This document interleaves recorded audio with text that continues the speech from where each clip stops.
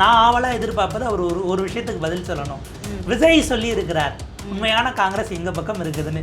இப்போ ராகுல் காந்தி உண்மையான காங்கிரஸ்னா யார், உண்மையான காங்கிரஸ் யார் பக்கம் இருக்கிறது அப்படிங்கிறத நாளைக்கு தெளிவுபடுத்தினா நல்லாயிருக்கும். ஒரு எந்த விதமான திட்டமிடுதல் அல்லது அடுத்த கட்ட பார்வை இல்லாத ஒரு குழப்பமான நிலையில் இன்னைக்கு காங்கிரஸ் இருக்கிறது. அதனுடைய இம்பேக்ட் எலெக்ஷன் நடக்கக்கூடிய எல்லா மாநிலங்களிலும் கண்டிப்பாக வெளிப்படும்.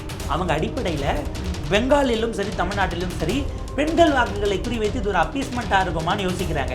இதை ஒரு 10 நாளைக்கு முன்னாடியே பண்ணிட்டா 15 நாள் அதெல்லாம் மறந்துடுவாங்களோ, ஏன்னா மக்களுக்கு மறதி ரொம்ப சீக்கிரமாக வந்துடும் இல்லையா, அப்படிங்கிற ஒரு எண்ணத்தில் யோசித்து அவங்க அதை கொண்டு வராங்களாங்கிறது டீலிமிட்டேஷனுக்கான நோக்கம். அதை விட பறந்துபட்ட நோக்கம். வெறும் நம்ம விமன் ரிசர்வேஷனை நாங்கள் பெண்களுக்கான உரிமையை நாங்கள் தான் நிலைநாட்டி இருக்கிறோம், அந்த நாரி சக்தி அப்படிங்கிற இடத்திலிருந்து அதை கொண்டு வரலாம், பேட்டி பச்சாவோங்கிற இடத்துலேருந்து அந்த கேம்பெயினுக்கு செட் ஆகுறதுங்கிறது ஷார்ட் டேர்ம்.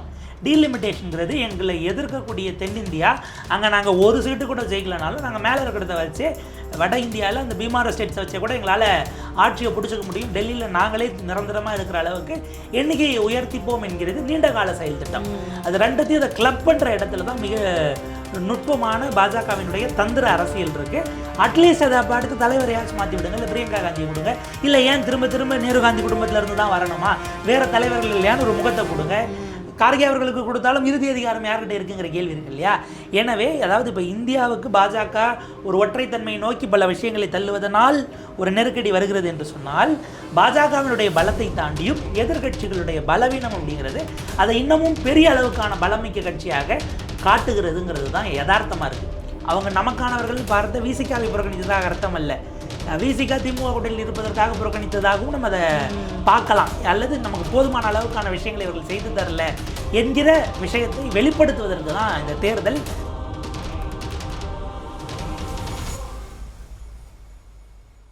நலம் தரும் நல்லார் சித்த மருத்துவமனை இதய நோய், சர்க்கரை நோய், பக்கவாதம், சிறுநீரக பிரச்சனை, தண்டுவடம் மற்றும் மூட்டு பிரச்சனைகளுக்கு மிகச்சிறந்த மருத்துவமனை. கிருஷ்ணகிரி, சென்னை மற்றும் மதுரை. தொடர்புக்கு 8807666117 மற்றும் 8807666118.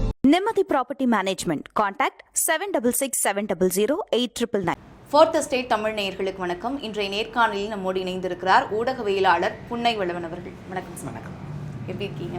ரொம்ப சிறப்பாக போயிட்டுருக்கு தேர்தல். ஸோ அந்த இதனோட சேர்ந்து அரசியல்வாதிகள் அளவு ஓட முடியலனாலும் நம்முடைய ஓட்டமும் இருக்குது. தேர்தல் களமும் சூடாக இருக்குது, இப்போ இருக்கக்கூடிய காலநிலையும் சூடாக இருக்குது அப்படின்னு சொல்லலாம். இப்போ இந்தியா கூட்டணியை ஆதரித்து திரு ராகுல் காந்தி அவர்கள் நாளை சென்னை வரப்போகிறாரு. முதல்ல ராகுல் காந்தி அவர்கள் இந்த இந்தியா கூட்டணியை அவ்வளோவா அவருக்கு விருப்பம் இல்லை, விஜய் அவர்களுடன் தான் கூட்டணி வைக்கிறதுக்காக அவருக்கு விருப்பம் அப்படின்னு சொல்லப்பட்டது. அது கேட்டார் போல ஸ்டாலின் அவர்களுடைய பிறந்தநாள் வந்தது, அப்போ பிரதர் அப்படின்ற வார்த்தையை பயன்படுத்தாமல் வாழ்த்து போட்டிருந்தாரு. சரி, அடுத்து இப்போ பரப்புரைக்கு வரப்போறாரு, எப்படி பார்க்குறீங்க? அதாவது ஆரம்பத்தில் ஒரு வாரத்துக்கு முன்னாடி இருந்ததுக்கும் இன்றைக்கும் சூழல் மாறி இருக்குது. தேர்தல் வேகத்தில் உங்களுக்கு வெற்றி ஒன்றே குறிக்கோள்கிற இடத்துக்கு வரும்போது அந்த கோபதாபங்களில் ஓரந்தள்ளக்கூடிய சூழல் எல்லா அணிகளுக்குள்ளும் வரும். இதில் நீங்கள் திமுக அணியும் சரி அதிமுக அணியும் சரி, ஏன்னா ஆரம்பத்தில் டிடிவி அவர்கள் சொல்லும் பொழுது அவர் அறிவித்த சுற்றுப்பயணம் 11 குக்கர் போட்டியிடுகிற தொகுதிகளுக்கு மட்டும்தான் இருந்தது. இப்போ வரை இரட்டை இலைக்காகவும் ஓட்டு கேட்கக்கூடியதற்காக தகுந்த மாதிரி மாற்றி அமைப்பதாக செய்திகள் போயிட்டுருக்கு. அண்ணாமலை அண்ணன் எடப்பாடி அவர்களுக்காக அவரை முதலமைச்சராகன்னு அந்த பக்கம் இறங்கிட்டார். ஜெல்லிங் ப்ராசஸ் கொஞ்சம் இங்கே வேகமாக இந்த பக்கம் நடந்ததை போல் ஒரு தோற்றம். இந்த பக்கம் திமுக அந்த நெருக்கடிகள் அப்படிங்கிறதெல்லாம் சீட்டு பங்கீடு பிரிப்பிலேயே அதிமுகவை விட ஒரு படி பின்னாடி தள்ளி இருந்தது. அதில் காங்கிரஸ் ஒரு முக்கியமான நெருடலாக இருந்தது. இப்போ நேற்றைக்கு அவங்களுடைய மகளிர் அணியிலிருந்து ஹசீனா சையத் அவர்கள் ராஜினாமா, அதற்கு பிறகு அவங்க பல குற்றச்சாட்டுகளை வச்சுருக்கிறாங்க. இப்போ வரைக்கும் நாளைக்கு ராகுல் காந்தி வருவதுங்கிறத விடவும் நான் ஆவலாக எதிர்பார்ப்பது அவர் ஒரு விஷயத்துக்கு பதில் சொல்லணும். விஜய் சொல்லி இருக்கிறார் உண்மையான காங்கிரஸ் எங்கள் பக்கம் இருக்குதுன்னு. இப்போ ராகுல் காந்தி உண்மையான காங்கிரஸ்னா யார், உண்மையான காங்கிரஸ் யார் பக்கம் இருக்கிறது அப்படிங்கிறத நாளைக்கு தெளிவுபடுத்தினா நல்லாயிருக்கும் அப்படிங்கிறது தான் நம்முடைய பார்வையாக இருக்குது. மாணிக்கம் தாகூர் அவர்கள் பேசுகிறார், ஆதவர்ஜுனாவை அவர் விமர்சிக்கிறார், குழப்பம் ஏற்படுத்துவது தான் அவருடைய நோக்கம்னு. நேரடியாக விஜய் கொடுத்த ஸ்டேட்மெண்ட்டு கோடிகளுக்கு விலை போன காங்கிரஸ் தான் திமுகவிடம் போய் கல்லாப்பெட்டி கூட்டணிக்குள்ளே போயிடுச்சு, இந்த பக்கம் உண்மையான காங்கிரஸ் நம்ம கூட தான் இருக்குது அப்படின்றதுக்கு நேரடியாக இப்போ வரைக்கும் மாணிக்கம் தாக்கூர் பதில் சொல்லலை. அவர் மாற ஆதவ அர்ஜுனாவுக்கு பதில் சொல்கிறாரு. நேற்றைக்கு காலை அல்லது நேற்று முன்தினம் மாலை விஜய் பேசிய பிறகு நினைக்கிறேன் ஆதவ அர்ஜுனா சொல்கிறார், விஜயினுடைய ஆதவ அர்ஜுனா இல்லை, இவர் மாணிக்கம் தாக்கூர் சொல்கிறார், விஜயோட வருகையினால் இளைஞர்கள் நிறைய பேர் அரசியலுக்கு வராங்க, அது வரவேற்க தகுந்த மாற்றம்னு. உங்கள் கட்சியின் மீது வைத்த விமர்சனத்துக்கு நீங்கள் பதில் சொல்லிட்டு அவரை பாராட்டலாம். ஆனால் அந்த இடம் நகராத வரைக்கும் ராகுல் காந்தி வந்த பிறகு பல விஷயங்கள் தெளிவுபடுத்தப்படலாம். ஏன்னா இப்போ வரைக்கும் காங்கிரஸில் அவங்களுக்கு ஒரு பாரம்பரியம் இருக்குது, போட்டி வேட்பாளர்களை ஜாஸ்தியாக இருக்கக்கூடிய பாரம்பரியம். அந்த ஊருக்கு சம்மந்தம் இல்லாதவரை நீங்கள் போட்டுட்டீங்க அப்படிங்கிறதெல்லாம் இன்னும் முழுமையாக ஜெல் ஆகிடுச்சான்னு ஒரு கேள்வி இருந்தது. வேட்பாளர்களை அறிவித்த பிறகு நாமினேஷன் வித் ட்ராயல் எல்லாம் முடிஞ்ச பிறகு வேலைகளை தொடங்கியிருந்தாலும் கூட ஒரு சுணக்கம் இருக்கிறது. நாளைக்கு தலைவர்கள் அணிகள் இணைந்த கணக்குக்கு அவங்க மேடையில் அது கண்கள் பணித்தனை இதயம் இணைத்தது நினைய போகிறாங்களா? இப்போ என்னென்னா அந்த நீங்கள் இந்த ட்வீட்லாம் குறிப்பிட்டதுனால குறிப்பிட்றேன், அது ராகுல் காந்திக்கே தெரியாது. அந்த பிரதருங்கிற வார்த்தை இல்லாமல் போட்டது, அட்மின் போட்டுட்டதுன்னெலாம் சில விஷயங்கள் இப்போ பேசப்பட்டது அவங்க கூட்டணி விட்டு விலகாததன் காரணமாக. அப்போ நம்ம கேள்வி என்னென்னா, போன வருஷம் பிரதர்னு சொன்னது ராகுல் காந்தி சொன்னதா இல்லை அட்மின் சொன்னதா? இதெல்லாம் நமக்கு நாளைக்கு விடை தெரியும். மேபி எலெக்ஷன் நெருக்கத்தில் வந்துட்ட பிறகு இது முடிவான பிறகு இதற்கு பிறகு வெளியேற முடியாதுங்கிறதுனால அவங்க இணைந்து தான் பேச போகிறாங்க. ஆனால் அது உளப்பூர்வமாக எந்த அளவுக்கு இருக்க போகிறது தெல்ல தெளிவாக நாளைக்கு விஜய்க்கு அவர் பதில் சொல்லிட்டார் அப்படின்னா அந்த மெசேஜ் வேறவா இருக்கும் கிரவுண்டில். இல்லைன்னு பட்டும் படாமல் அவர் பேசுகிறார், மதச்சார்பற்ற சக்திகள், அண்ணன் ஸ்டாலின் அவர்கள் முதல்வராகணும், இதோட அவருடைய பவுண்டரி அமையுது அப்படின்னா அதற்கு தகுந்தாற் போல் கிரவுண்டில் வேலை பார்க்குறது இருக்கும். எப்படி பார்த்தாலும் காங்கிரஸுக்கு திமுகவினரும் அவங்களுடைய அந்த கூடுதல் அமைப்பு முறை உழைத்தால்தான் அந்த வெற்றிங்கிறது சாத்தியப்படும். 2021 இப்போ இருக்கக்கூடிய சிக்கல், ஏன்னா பலரும் இங்கே 18 அங்கே 18 ரெட்டை இலைக்கு எதிராகவும் சூரியனுக்கு எதிராகவும் மோத விட்டுட்டாங்கிறாங்க. காங்கிரஸ் பெற்றிருக்கிறதுல 15 அவங்க கடந்த முறை ஜெயித்த தொகுதி தான். அதில் ரெட்டை இலையை எதிர்த்தும் அவங்க ஜெயிச்சு வந்த தொகுதியிலே 12க்கும் மேலே இருக்கும். அதனால் அது காங்கிரஸ்க்கு செட் ஆகாதனாலும் திமுக ஆட்சி 5 ஆண்டுகள் அவங்க அரசில் பங்கு வகிக்கல காங்கிரஸ். ஆனால் ஆன்டி இன்கம்பன்சி அவங்க சேர்த்து அறுவடை செய்ய வேண்டிய தேவை. அதனால் பலவீனம் அப்படின்னா அதனால் அவங்களும் தான் கூட்டணியாக இந்த 5 ஆண்டுகள் கூட பயணிச்சதுக்காக வாங்கணும். ராகுல் காந்தி பேசினால நமக்கு பல விஷயங்கள் தெளிவுபடும். அவர் திரும்ப பட்டும் படாமல் தான் பேசுகிறார் அப்படின்னா அது தேர்தலுக்கு பிறகு அந்த அதிகாரப்பூர்வமான முடிவு என்பது அறிவிப்பதை நோக்கி போகலாம். பட் இப்போ இந்த விவகாரமே வேண்டாம் என்பதாக எல்லாம் சரியாக இருக்குங்கிற இமேஜை காட்டிட்டு அவங்க அதை அப்படி தான் கொண்டு போவாங்கங்கிற மாதிரி இருக்கு. ஆனால் ஒரு மேம்போக்காக தான் இந்த இந்தியா கூட்டணியை கொண்டு போகிற மாதிரி இருக்குது. இப்போ கடந்த 9ஆம் தேதி தான் புதுச்சேரிக்கு தேர்தல் முடிஞ்சிருக்கு. இப்போ தேர்தல் பிரச்சாரத்தின் முன்னாடி கடைசி நாளில் தான் ராகுல் காந்தி அவர்கள் அங்கே வந்து பரப்புரையே செஞ்சார். அந்த மேடைகளில் பார்த்தீங்க அப்படின்னா காங்கிரஸ் வேட்பாளர்கள் மட்டும்தான் மேடை ஏற்றப்பட்டாங்க, அவங்களுக்கு ஆதரவாக தான் அங்கே வாக்கும் சேகரித்தார். இப்போ இந்தியா கூட்டணியில் இருக்கக்கூடிய திமுகவை வந்து மேடை ஏற்றலை அப்படின்னு ஒரு விமர்சனம் வந்தது. இன்னும் குறிப்பாக சொல்லணும் அப்படின்னா அங்கே திமுக வந்து 16 தொகுதிகள்லையும் காங்கிரஸ் வந்து 13 தொகுதிகள் நினைக்கிறேன் வந்து களமிறங்குறாங்க. சாரி, காங்கிரஸ் வந்து 16, திமுக வந்து 13 தொகுதிகளில் வந்து களமிறங்குறாங்க. இந்த விசிகா உட்பட இந்த தொகுதிகள்லாம் நிற்கக்கூடிய இந்தியா கூட்டணி வேட்பாளர்கள் நிற்கக்கூடிய அந்த இடத்துல வந்து காங்கிரஸ் கட்சியை சேர்ந்த ஒரு 5 பேர் எதிராக அந்த தொகுதியில் நிற்கிறாங்க. அவங்க வந்து ராகுல் காந்தி அவர்களை ஃப்ளைட் ஏறும்போது சந்தித்து பொன்னாடெல்லாம் போட்டி அவங்களுக்கு வந்து அவங்க கூட ஃபோட்டோ எடுத்துட்டாங்க அப்படின்லாம் வெளியில் வந்திருந்தது செய்திகள். இப்போ இதை பார்க்கும்போது மறைமுகமாக இவங்களுக்கு வந்து ஆதரிக்கிறாரு, எதிராக நிற்கிறது அப்படின்னு தானே பார்க்க முடியுது. அடிப்படையில் நீங்கள் கூட்டணி தர்மம் என்று பேசுவது உண்மையாக இருந்திருந்தால் அவங்கள நாங்கள் ஆதரிக்கலை. இப்போ திருமாவர்களை அவரே நிப்பாட்டின வேட்பாளர்கள் தான் 4 பேர். அதில் ஒருவரை தவிர மீதி 3 பேருக்கு வாக்கு போடாதீங்கன்னு அவரே வித்ட்ராயல் முடிஞ்சதுனால பேசினாரு. குறைந்தபட்ச கூட்டணி தர்மமா அவரை நாங்கள் கட்சியிலிருந்து விலக்கிறோம், அவர் அங்கீகாரமாக கட்சி அறிவித்த அதிகாரப்பூர்வ வேட்பாளர் கிடையாதுன்னு ஒரு அறிக்கை கொடுப்பது தான் சரியாக இருந்திருக்கும். இப்போ அந்த இடத்துல நமக்கு என்ன கேள்வி வரும்னா, அவங்க 5 பேரும் முதல்ல அங்கே 5 இடத்துல போட்டி வேட்பாளர்கள் நிற்கிறார்கள் என்பதே ராகுல் காந்தி வரைக்கும் கொண்டு போனாங்களான்னு எனக்கு ஒரு கேள்வி இருக்குது. காங்கிரஸில் அத்தனை அணிகள் இருக்கும் பொழுது எல்லாமே டெல்லி தலைமைக்கு அந்த கடைசி நிலையிலேருந்து எதை ஃபில்டர் பண்ணி அனுப்பணும்னு அங்கே இருக்கக்கூடிய அந்த மேல்மட்டத்தில் இருக்கிறாங்களோ அவங்க நினைக்கிறது தான் போகும் அப்படிங்கிற ஒரு சிக்கலும் இருக்கிறது. அறிக்கை என்ன வந்திருக்கணும்னா, நீங்கள் இவ்வளோ பேசுகிறீங்களே, முன்னாள் முதலமைச்சர் நாராயணசாமிக்கு சீட்டு இல்லைங்கிறதே காலையில் வேட்பாளர் பட்டியல் வந்த பிறகு தானே தெரியும். அவருடைய ஆதரவாளர்கள் கிளம்பி போய் ஒரு வைத்திலிங்கத்தினுடைய வீட்டை முற்றுகையிட்டு அது பெரிய ரசாபாசமாச்சு இல்லையா? அந்த அளவுக்கு இருக்கிற காங்கிரஸ் நம்ம கூட்டணிக்கு வந்துட்டோம், அவர் விட்டால் அவங்களுக்குள்ளே இருக்க அந்த அடிதடி அந்த மோதல் அதுக்கே தீர்த்து வைக்க முயற்சி எடுக்காத நிலையில் காங்கிரஸ் இருக்கிறது.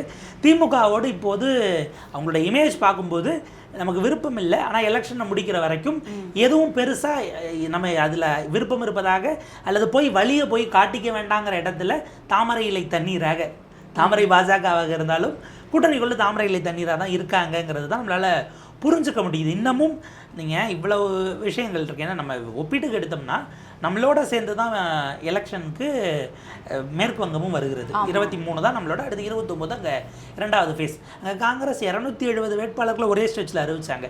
தமிழ்நாட்டுக்கு 27 பேர் அறிவிக்கிறதுக்கு 2 நாட்களுக்கு முன்பாக அது அறிவிக்கப்படுகிறது. அப்போ அப்படி யோசிச்சோம்னா அந்த இடத்துல உங்களுக்கு 27 பேரோட 270 பேர் ஈஸியாக உங்களால் எடுத்துட முடிஞ்சதா? அப்போ உங்களுடைய நோக்கம் ப்ரையாரிட்டி எங்கே இருந்தது? எனக்கு என்னென்னா, பீகார் எலெக்ஷனை போல எலெக்ஷனுடைய கடைசி வார பிரச்சார காலத்தில் ராகுல் காந்தி வெளிநாடு கிளம்பி போய் விடுவாரோன்னு எனக்கு ஒரு எண்ணம் இருக்குது. நீங்கள் அவர் ஃபுல்லாக வருவாரா அப்படிங்கிறீங்க. எனக்கு அந்த சந்தேகம் வேறு இப்போது இருக்கிறது. காங்கிரஸ் வந்து பார்த்திங்கன்னா ஏதோ ஒரு வகையில் இதற்கு நடுவில் 15ஆம் தேதி உங்களுக்கு டீலிமிட்டேஷனும் மகளிர் இடஒதுக்கீடு மசோதாவையும் கொண்டு வராங்க. அது தொடர்பாக இப்போ ஒரு ஐடியா இல்லாமல் நேற்றைக்கு கூட்டம் நடந்திருக்கிறது. இது தவறு அப்படிங்கிற வரைக்கும் தெரியுதே தவிர என்ன தீர்வு, எதிர்கட்சிகள் எப்படின்னு ஒரு செயல் திட்டத்தை அவங்களால எடுக்க முடியல.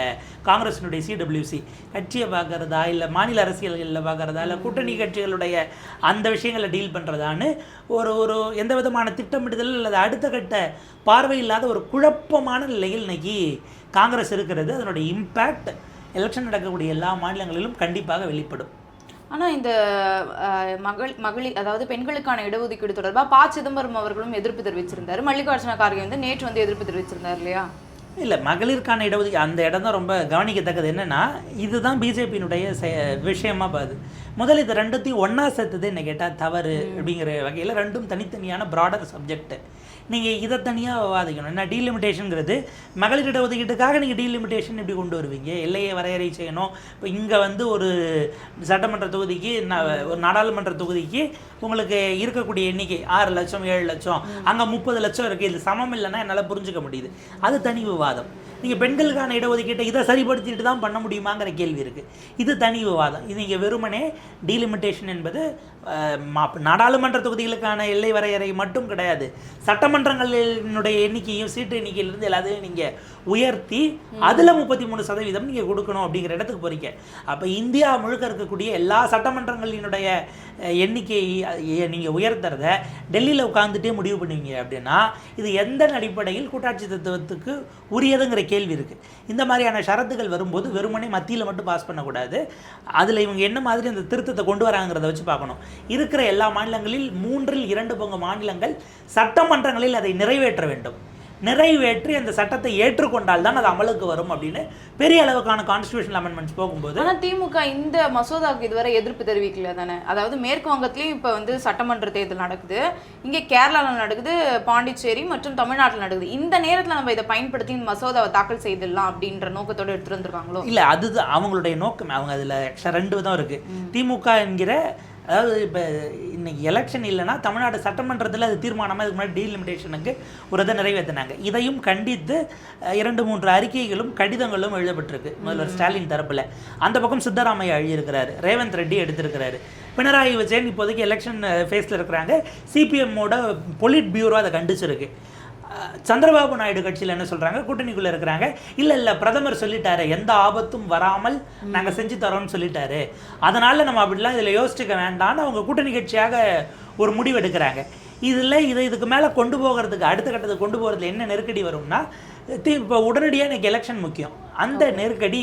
அதனால் அவங்க அதை கண்டன அறிக்கை கொடுத்தோன்னு வச்சுப்பேன். நமக்கு கேள்வி, தமிழ்நாடு இந்த பக்கம் பார்த்தீங்கன்னா புதுச்சேரி முடிஞ்சு போச்சு, தமிழ்நாடு வெஸ்ட் பெங்கால் நீங்கள் இதை மட்டும் எடுத்தீங்கன்னா, நான் சொல்கிறது எலெக்ஷன் அடுத்து எலெக்ஷன் 23ஆம் தேதி 15ஆம் தேதி கூட்டுறாங்க. ஒரு 82 எம்பிக்கள் அங்கே இருக்க மாட்டாங்க. அவங்க அந்த மாநிலங்களில் வேலை பார்த்துக்கிட்டு இருப்பாங்க, தேர்தல் வேலைகளில் இருப்பாங்க. அப்படி இருக்கும்போது இந்த காலகட்டத்தில் கூட்டுவதே நம்மளை கேட்டால் மிக மோசமான அரசியல் உள்நோக்கம் கொண்ட ஒரு விஷயமாக இருக்கிறது. அவங்க அடிப்படையில் பெங்காலிலும் சரி தமிழ்நாட்டிலும் சரி பெண்கள் வாக்குகளை குறிவைத்து இது ஒரு அப்பீஸ்மெண்ட்டாக இருக்குமான்னு யோசிக்கிறாங்க. இதை ஒரு 10 நாளைக்கு முன்னாடியே பண்ணிட்டா 15 நாள் அதெல்லாம் மறந்துடுவாங்களோ, ஏன்னா மக்களுக்கு மறதி ரொம்ப சீக்கிரமாக வந்துடும் இல்லையா, அப்படிங்கிற ஒரு எண்ணத்தில் யோசித்து அவங்க அதை கொண்டு வராங்களாங்கிறது டீலிமிட்டேஷனுக்கான நோக்கம். அதை விட பறந்துபட்ட நோக்கம் வெறும் நம்ம விமன் ரிசர்வேஷனை நாங்கள் பெண்களுக்கான உரிமையை நாங்கள் தான் நிலைநாட்டி இருக்கிறோம், அந்த நாரி சக்தி அப்படிங்கிற இடத்திலிருந்து அதை கொண்டு வரலாம், பேட்டி பச்சாவோங்கிற இடத்துலேருந்து அந்த கேம்பெயினுக்கு செட் ஆகுதுங்கிறது ஷார்ட் டேர்ம்.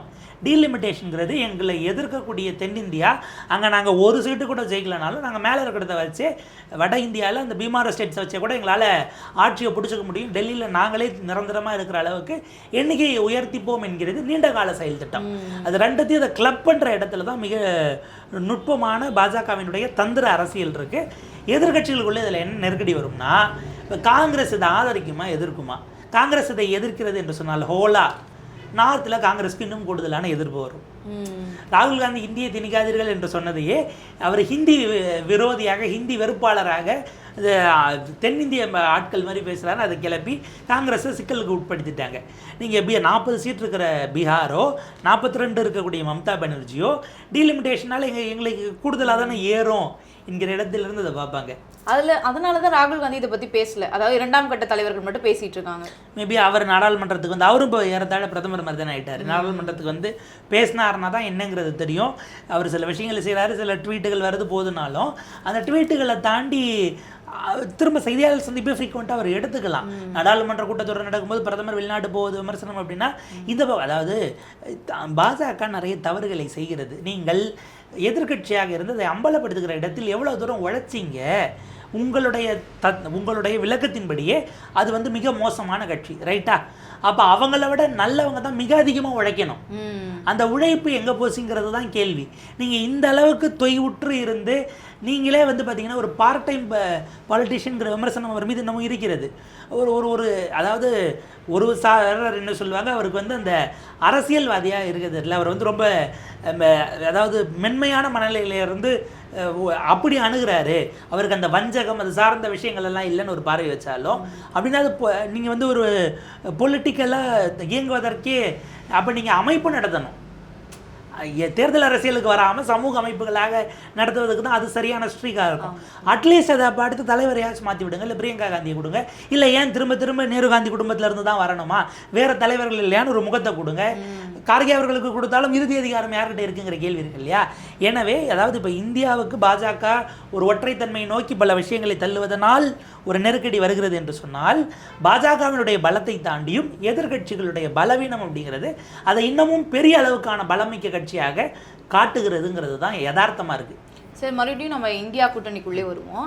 இப்போ சமீப நாட்களில் பார்த்தோம் அப்படின்னா விசிகா கட்சி வந்து திமுக கூட்டணியில் இருக்கக்கூடிய சில கட்சிகள் வந்து விமர்சிக்கிறாங்க, அவமானப்படுத்துகிறாங்க அப்படின்றத நம்மளால் பார்க்க முடியுது. இப்போ குறிப்பாக ஒரு 3 நாட்கள் இருக்கும்னு நினைக்கிறேன், இந்தியா கூட்டணியுடைய வேட்பாளர்கள்லாம் வந்து மேடையில் உட்கார்ந்துருக்காங்க. அப்போ விசிகா தலைவர் அறிமுகப்படுத்துகிறாரு, பிரேமலதா அவர்களை அறிமுகப்படுத்துகிறாரு, அதாவது விருதாச்சலம் தொகுதியில் நிற்க போகிறாங்க அப்படின்னு சொல்லிட்டு. ஆனால் அதற்கு அவங்க வந்து எழுந்திருச்சு வணக்கம்லாம் சொல்லலை, அப்படியே உட்காந்துருந்தாங்க. ஆனால் ஸ்டாலின் அவர்கள் வந்து அறிமுகப்படுத்தும் போது எந்திரிச்சு நிற்கிறாங்க. இது வந்து அவங்களுடைய அகம்பாவத்தை தான் காட்டுது, மதிக்கல விசிகா தலைவரை அப்படின்னு ஒரு பக்கம் விமர்சனம் வருது. இன்னொரு பக்கம் பார்த்தோம் அப்படின்னா துரைமுருகன் அவர்கள் பரப்புரையில் ஈடுபட்டு இருக்கும்போது அந்த மாவட்ட செயலாளர் பிலிப்ஸ் அவர்களை வண்டியிலிருந்து கீழே இறங்கு அப்படின்னு சொன்னாரு. விசிகா கொடியை வந்து பரப்புரையில் வந்து பயன்படுத்தலை அப்படின்னு. இதெல்லாம் எப்படி பார்க்குறது? இந்தியா கூட்டணிக்குள்ள பல விமர்சனங்கள், பல பிரச்சனை வந்து நாளுக்கு நாள் இருந்துட்டு இருக்கு. அதுவே என்டிஏ கூட்டணியில் பார்த்தோம் அப்படின்னா ஸ்மூத்தாக போயிட்டு இருக்கு. இது மக்கள் மத்தியில் எப்படி பார்க்கப்படும்? இல்லை, என்டிஏ கூட்டணியில் ஸ்மூத்தாக போகுதுங்கிறது இப்போ டிடிவி தினகரனும் எடப்பாடி பழனிசாமி அவர்களை ஆதரித்து டிடிவி அவர்கள் ஏறி பேசிட்டா அங்கே ஏறத்தாழ எல்லாம் ஒரு சுமூகத்துக்கு வந்துருச்சுன்னே நம்ம சொல்லிடலாம். இந்த இடத்துல என்னென்னா எண்ணிக்கை ஜாஸ்தியாக இருக்குது. நீங்கள் வெறும் நிற்கக்கூடிய கட்சிகளே அமைப்புகளே 21க்கு மேலே வந்துருச்சு திமுக. அதில் நீங்கள் ஒரு இதில் எவ்வளோ கோடி தான் கட்ட முடியும்னு ஒரு கேள்வி இருக்குது. அதில் கான்ஷியஸாக நீங்கள் விடுறீங்களான்னா அதுக்கு சம்மந்தப்பட்ட கட்சிகள் தான் பதில் சொல்லணும். ஆனால் இப்போ என்னென்னா தேர்தல் வேகத்துக்கு போகும்போது நீங்கள் ஒரு பக்கம் கோபித்து கொண்டிருந்த, எதனால் கோபித்ததாக திருமாவர்களுக்கு சொல்லப்பட்டதுன்னா தேமுதிகவுக்கு 10ஆன ஒரு விமர்சனம் வந்தபோது 2 பேரையும் மேடை ஏற்றுறதுக்கே எவ்வளவு பேக்ரவுண்டில் வேலை பார்த்துருப்பாங்க அப்படிங்கிறது அது முதலமைச்சருக்கும் திமுகவுக்கும் தான் தெரியும். இதுக்கு மேலே அவங்களே இதில் என்னென்னா தேர்தல் முடிந்த பிறகு பலரும் பல விஷயங்களை உடைத்து பேசுவார்கள். நம்ம அதுக்கு மேலே போய்க்க வேண்டாம். இப்போ அவங்க மக்கள்கிட்ட போயிட்டாங்க, விருப்பம் இருக்கோ இல்லையோ ஒன்றா ஏறி மேடையை போயிட்டு பிரச்சாரம் எங்கள் கூட்டணிக்குங்கிற இடத்துக்கு போயிட்டாங்க. இதெல்லாம் நடந்திருக்கிறதெல்லாம் தவிர்த்திருக்க முடியுமானா தவிர்த்திருக்க முடியும். இது இப்படி ஒரு எண்ணம் ஏன் அவங்களுக்கு வரலை? பொது வழியில் அதுவும் இன்றைக்கி சமூக உலகமாக மாறி இருக்கக்கூடிய காலகட்டத்தில் இன்னும் கவனமாக இருக்கணுமா? ஒரு அரசியல் முதிர்ச்சியின்மை இதை காட்டுகிறதுனால மிக நிச்சயமாக காட்டுகிறது, அதில் மாற்றுக்கிறதே இல்லை. ஆனால் இதுக்கு மேலே என்னென்னா இதெல்லாம் இதுக்கப்புறம் கேம்பெயின் இல்லைன்னா ஒரு வாரம் ஆகி இப்போ இதை பேசுகிறவர்கள் நம்ம தான் ஞாபகம் வச்சுக்கணுமே தவிர மக்கள் அடுத்தடுத்த விஷயங்களுக்கு போயிட்டாங்க. இப்போ இன்றைக்கு விஜயனுடைய பொதுக்கூட்டம் இருந்தால் இல்லை இன்றைக்கு முதலமைச்சர் ஸ்டாலின் ஏதாவது ஒரு விஷயம் பேசினார்னா அதாவது அடுத்து 1 மணி நேரத்துக்கு முன்னாடி உதயநிதி பேசினா அதற்கு எடப்பாடி பழனிசாமி இமீடியட்டாக பதில் சொல்கிறாரு. இந்த ஃப்ராக்ஷனுக்குள்ளே கடந்து வந்துட்டாங்க. இதெல்லாம் அதனால் மக்கள் மறந்துட்டாங்கிறனால அது சரி தவறுங்கிற விஷயம் இல்லை. இப்போ இந்த எலெக்ஷன் வேகம் முடிஞ்ச பிறகு தான் பல விஷயங்கள் எதிர்பார்த்த அளவுக்கான வெற்றிகள் முடிவுகள் வந்தால் ஒரு விதமாக இருக்கும், வராமல் போனால் சில விஷயத்தை கும்பிடுவார்கள். நம்ம அதை காலத்தின்கிட்டே விட்டுறலாம். ஏன்னா இவங்க 2 பேரும் இறுதி கட்டத்தை இலக்கை நோக்கி ஓடும் பொழுது நம்ம அதை அதுக்கு மேலே பெருசுப்படுத்திக்க வேண்டாம். ஆனால் பொதுமக்கள் இது கண்டுக்காம கடந்து போனாலும் இப்போ சமூக ஓட்டுகளை வச்சு தான் இந்த கூட்டணி அமைச்சிருக்கு அப்படின்னு சொல்லப்படுது. அப்போ இப்போ விசிக தலைவர் அவர்களை அந்த கொடியை பயன்படுத்தாமல் இருக்கிறது, இல்லை மாவட்ட செயலாளரை அவமானப்படுத்துது, இதெல்லாம் அந்த விசிக தொண்டர்களாக இருக்கட்டும் இல்லை பட்டியலின மக்கள் தங்களுக்கான தலைவர் இவர் அப்படின்னு நினைக்கும் போது அவங்களுக்கு இதை எப்படி பார்ப்பாங்க? இல்லை இதில் அடிப்படையில் என்ன சிக்கல் வரும்னா, இந்த 5 ஆண்டுகளாக கூட்டணிக்குள் இருந்ததுனால விசிக கொடிக்கம்பம் வைக்கப்படலை, இல்லை அகற்றப்பட்டதெல்லாம் செய்தியாக இன்னும் கூடுதலாக போனது. கடந்த காலத்திலும் இது நடந்தது. ஆனால் அவங்க கூட்டணியில் இல்லை, எதிர்நிலையில் இருந்ததுனால அது இந்த அளவுக்கு பெரிய செய்தி ஆகலைன்னு ஒரு பார்வை இருக்குது. இது வெறுமனே கூட்டணி கட்சிகளுடைய நெருக்கடி மட்டும்தானா? அரசாங்கத்திலிருந்து திமுகவை இவர்கள் ஆதரித்ததன் காரணமாக அவங்க அப்போ திமுக உங்களுக்கு என்ன இடம் கொடுத்துருச்சுங்கிற கேள்வி திமுகவை நோக்கியும் விசிகாவை நோக்கியும் வைக்கப்பட்டது சரியானது. ஆனால் அது சமூகத்திலிருந்தும் வரக்கூடிய ஒரு சிக்கலாக இருக்கிறது. இப்போ இந்த கேள்வியை திரும்பவே எழுப்ப மாட்டார். அதை எப்படி கடைசியில் டிஸ் பண்ணுறாங்கன்னா, உங்களுக்கு என்னங்க நீங்கள் ஊடகத்தில் என்ன வேணாலும் பேசுவீங்க. இப்போ இதுக்கு தான் உங்களுக்கு கரூருக்கே விஜய்கிட்ட கேட்டாங்க இல்லையா, 41 குடும்பம் இறந்தவங்க யாராச்சும் விஜய் தான் காரணம்னு சொன்னாங்களா, நீங்கள்லாம் ஏன் இப்படி பேசிக்கிட்டு இருக்கிறீங்க, உங்களுக்கு என்னங்கன்னாங்க இல்லையா. இப்போ கடைசியில் அவங்க குடியேற்றலாம் அவங்களே கேட்கலையே, அவங்க திரும்பவும் பாசிசத்தை ஒழிக்க அண்ணனை ஆக்கணும்னு தானே சொல்கிறாங்க, நீங்கள் ஏன் இதை பண்ணுறீங்கிற இடத்துக்கு வந்துடுவாங்க. ஒரு எல்லைக்கு மேலே நம்ம அதை டிஃபெண்ட் பண்ண முடியாது. இதில் ஒன்று, அதாவது சமூக ரீதியாக இயங்கக்கூடியவர்கள், இந்த சமூகத்தினுடைய முன்னேற்றம் சார்ந்து அவங்களுக்கான சுயமரியாதை பிரதிநிதித்துவம் இதில் வர்றது என்பது ஒன்று. ஆனால் அப்படியான வரக்கூடிய இயக்கங்களில் அந்த இயக்கத்தை சார்ந்தவர்கள் எல்லோரும் அங்கே தான் போயிடுவாங்களான்னு ஒரு கேள்வி இருக்குது இல்லையா. அவங்க அந்த மக்களுக்காக பேசுகிறார்கள் அப்படின்னாலும் அந்த சமூகத்தில் இருக்க எல்லோரும் அதே அமைப்பு, ஒரு அமைப்பு தான் இருக்கணும், இல்லை அதில் தான் இருக்கணும் இல்லை, எல்லா இயக்கங்களிலும் சேர்ந்து இயங்கக்கூடிய எல்லா தளங்களிலும் போகக்கூடிய ஒரு சமூகத்தை சேர்ந்தவர்கள் இருப்பார்கள். இது நெருக்கடி தான். நீங்கள் இந்த சிக்கல் இல்லைனாலும் ஊருக்கும் ஒடுக்கப்பட்ட மக்கள் வசிக்கக்கூடிய இடத்துக்குமான போக்குவரத்து சுமூகமாக இருக்கிறதா, இது அதனுடைய நீட்சியாகவும் நம்ம சேர்த்து பார்க்க வேண்டியிருக்கு. அவங்களுக்கு அது ஒரு நெருடல் தான், ஒரு நெருக்கடி தான்.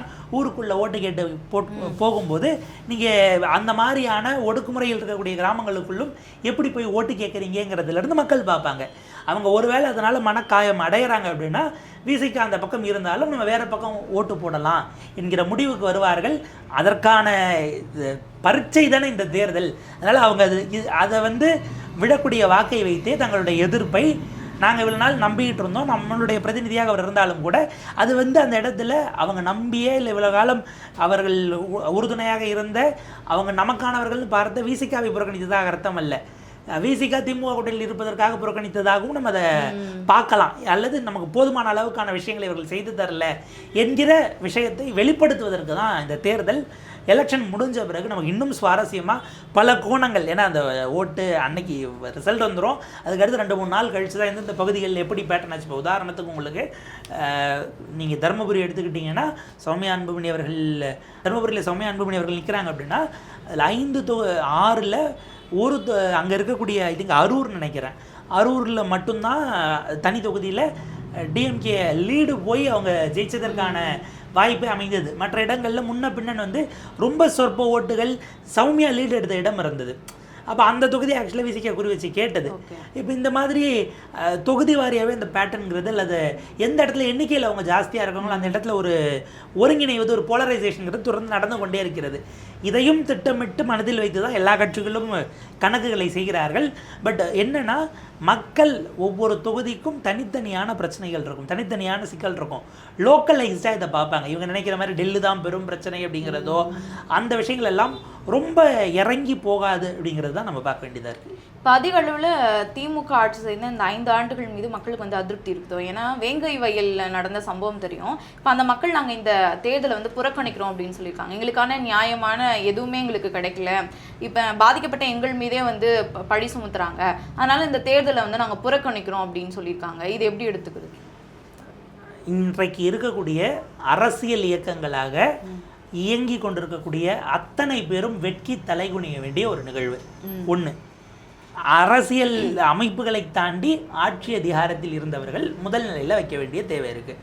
இந்த அதிகார அமைப்பு இங்கே இருக்கக்கூடிய மட்டம் அவர்களுக்கு இப்போ ஏதாவது ஒரு சம்பவம் நடக்கிறதுன்னா நீங்கள் போய் அவங்களுக்கு முதல்ல நம்பிக்கையை ஏற்படுத்தணும். அவங்க இன்றைக்கி நம்பிக்கையை தேர்தல் முறையின் மீதும் உங்களுடைய அரசியல் அமைப்பின் முறையின் மீதும் இழந்திருக்கிறார்கள்.